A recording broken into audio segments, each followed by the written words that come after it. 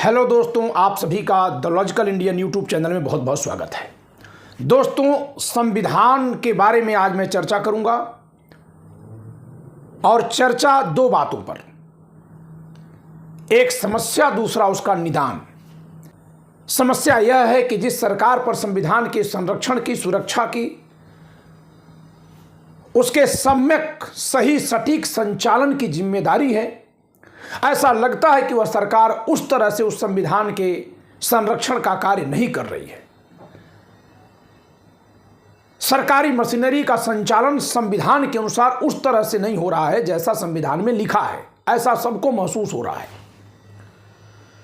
आए दिन बिना सुनवाई के किसी घर पर बुलडोजर चल जाना, वैकेंसीज आना, उसके फॉर्म के पैसे जमा करना, फिर एग्जाम न होना, अदालतों में सही समय पर भर्ती न होना, करोड़ों करोड़ केसेस पेंडिंग होना और जजेस की संख्या न बढ़ाया जाना। मैं अधिवक्ता हूं इलाहाबाद उच्च न्यायालय की लखनऊ बेंच में, और मैं देखता हूं कि कोई भी केस 6-6 महीने, 1-1 साल तक सुनवाई पर नहीं आ पा रहा है। क्लाइंट को लगता है कि वकील साहब लोग नहीं जा रहे हैं, बाहर भ्रम फैलाया जा रहा है कि जजेज काम नहीं कर रहे हैं। सच्चाई ये दोनों ही नहीं है। सच्चाई है कि पर्याप्त संख्या में न्यायाधीश हैं ही नहीं, और सरकार की ओर से न्यायाधीशों को भरने की कोई प्रक्रिया नहीं चलाई जा रही है उस गति से जिस गति से चलाए जाने की आवश्यकता है। ये गलती यही सरकार नहीं कर रही है। विगत 2-3 दशकों से न्यायपालिका को उस तरह से मजबूत नहीं किया जा रहा है जैसा किया जाना संविधान के अनुसार आवश्यक है।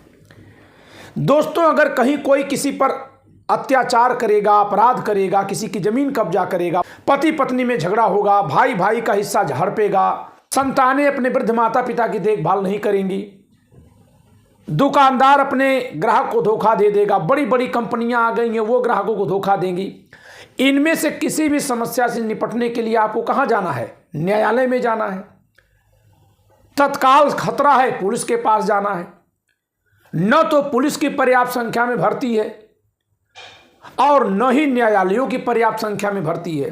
तो संविधान को बचाने के लिए जिन 2 अंगों की आवश्यकता होती है, जिन 2 संगठनों की आवश्यकता होती है, जिन 2 संस्थानों में पर्याप्त संख्या में लोगों के होने की आवश्यकता होती है, उधर सरकारों का ध्यान नहीं है। अब इसके न होने से क्या होगा? आप बताइए, अगर पुलिस न रहे, थाने न रहे, या रहे पुलिस काम न करे, तो कमजोर, गरीब, अमीर और ताकतवर पर हमला कर देगा? जी नहीं। अमीर और ताकतवर लोग गरीबों को सताएंगे। क्या तब कोई कमजोर, गरीब, अमीर की संपत्ति पर अवैध कब्जा कर लेगा? जी नहीं। ताकतवर और अमीर किसी गरीब और कमजोर व्यक्ति की संपत्ति पर कब्जा कर लेगा। यानी जितने भी अवैध कब्जे हैं किसी की भी जमीन पर, तुलनात्मक रूप से मजबूत व्यक्ति ने कमजोर व्यक्ति पर किया है, चाहे वो किसी कारण से मजबूत हो। तो ऐसे में अगर अदालतें नहीं होंगी, पुलिस नहीं होगी, तो जो कमजोर हैं, गरीब हैं, उनको ताकतवर अमीर लोग जब सताएंगे तो उनके पास अपने संरक्षण का और बचाव का कोई उपाय नहीं होगा, कोई स्थान नहीं होगा। फिर क्या होगा? वो किसी दूसरे ताकतवर दबंग के पास जाएंगे, वो उनसे बेगारी कराएगा, वो उनसे अपनी गाड़ी धुलवाएगा, 4 काम फ्री में करवाएगा, और उसके बदले में उसकी थोड़ी बहुत देखभाल करेगा। अब इस तरह से वह व्यक्ति जिसको राज्य की ओर से, सरकार की ओर से सुरक्षा मिलनी चाहिए थी, वह उस दबंग का गुलाम बन जाएगा। तो ऐसे में करना क्या है? करना यह है, ये तो समस्या है। समाधान क्या है? समाधान संविधान है। संविधान कैसे समाधान है? संविधान ऐसे समाधान है कि जब हम लोग संविधान की बात करते हैं तो तमाम महापुरुषों की बात आने लगती है, चाहे बाबा साहब हों, महात्मा गांधी हों, पंडित जवाहरलाल नेहरू हों, सरदार पटेल जी हों, सुभाष चंद्र बोस हों।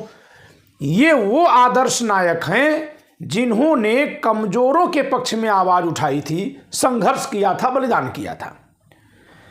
तो जब हम संविधान की बात करेंगे तो ये आदर्श सामने आ जाएंगे, और इन आदर्शों के अनुसार लोग राजनीति करने के लिए बाध्य होंगे।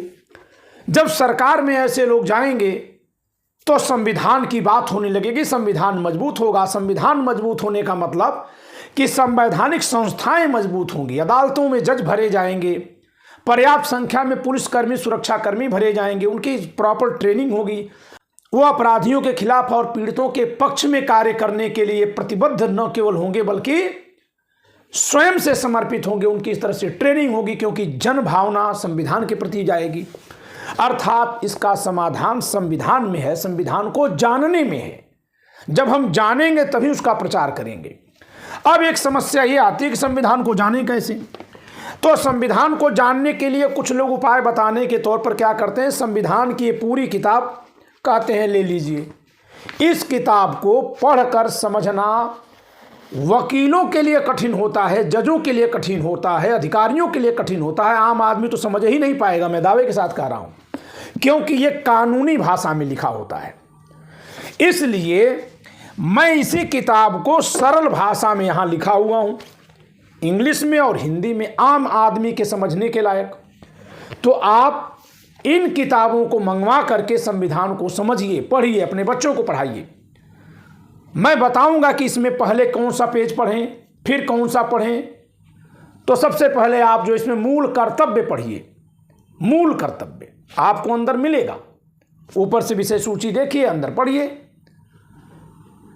आप इसमें मूल अधिकार पढ़िए, आप इसमें आपातकाल पढ़िए, आप इसमें धर्म की स्वतंत्रता पढ़िए कि कितनी दूर तक स्वतंत्रता है, मनमानेपन की स्वतंत्रता नहीं है। बोलने की आज़ादी यानी वाक एवं व्यक्त की स्वतंत्रता पढ़िए। किसी के साथ कोई बेगारी नहीं करा सकता, जबरदस्ती बलात्श्रम नहीं कराएगा, वो इसमें पढ़िए, अनुच्छेद 23-24। तो मैं बताऊंगा कि आपको क्या पढ़ना है, लेकिन ये किताब आपके हाथ में होगी, आपके घर में होगी, और आप नियमित रूप से इसको पढ़ेंगे। 2-3 बार पढ़ने पर बहुत कुछ समझ में आएगा। फिर आपको समझ में आएगा कि तमाम लोग संविधान के साथ खड़े होने के लिए आह्वान क्यों कर रहे हैं। हम जैसे लोग किसी नेता के साथ खड़े होने की बात नहीं कर रहे हैं, संविधान के साथ खड़े होइए। फिर संविधान के साथ जो नेता खड़ा दिखे उसके साथ अपने आप हो जाएंगे। तो इन किताबों को मंगवाने के लिए नीचे जो स्क्रीन पर नंबर चल रहा है उस पर व्हाट्सएप करिए, या नीचे जो ईमेल आईडी चल रही है उस पर मेल करिए। व्हाट्सएप करके अपना पूरा पता पिन कोड के साथ भेजिए, और उसी व्हाट्सएप नंबर पर जो नंबर चल रहा है उसी पर गूगल पे से या पेटीएम से इस किताब के 280 रुपये भेजिए। 280 280 रुपीज़, और इंग्लिश मीडियम के लिए 300 रुपीज़। दोनों अगर लेना हो तो 550 रुपये आप भेज सकते हैं। 550 रुपये में आप तक ये किताबें पहुंच जाएंगी। इसमें पोस्टल चार्ज भी इंक्लूडेड है। तो समस्या मैंने बताई और समाधान मैंने बताया। इस समाधान के लिए आप सबको चैतन्य होना है, जागरूक होना है। इसके लिए संविधान को समझना जरूरी है, और संविधान ऐसी भाषा में जो आपको यानी आम जनता को समझ में आने लायक हो। ये जो किताबें हैं ये किताब नहीं है, ये संविधान है। जो संविधान है संसद के द्वारा बनाया गया, संविधान सभा के द्वारा बनाया गया, वो है ये। इसमें सभी संशोधनों के साथ है। इसको समझ पाना आप सबके आम आदमी के बस की बात नहीं है। हम जैसे लोग जब सरल भाषा में लिखते हैं तब आप समझ पाते हैं।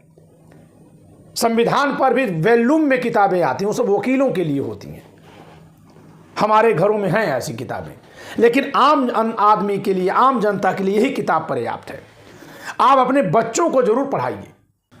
और इसके बाद हमारे जो वीडियो जिसमें पढ़े हुए हैं, एपिसोड 1, 2, 3, 4, 5, 6, 7, 8, 9, 40 मिनट में संविधान कैसे समझें, इसको जरूर देखिए, शेयर करिए।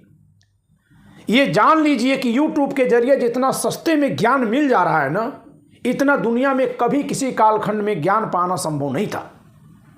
सरल नहीं था, सस्ता नहीं था। इसलिए दोस्तों, आप कहीं भी हों, पोस्टल के जरिए मेरी इन किताबों को घर बैठे ही मंगवा सकते हैं। आज के लिए इतना ही। जय संविधान। धन्यवाद।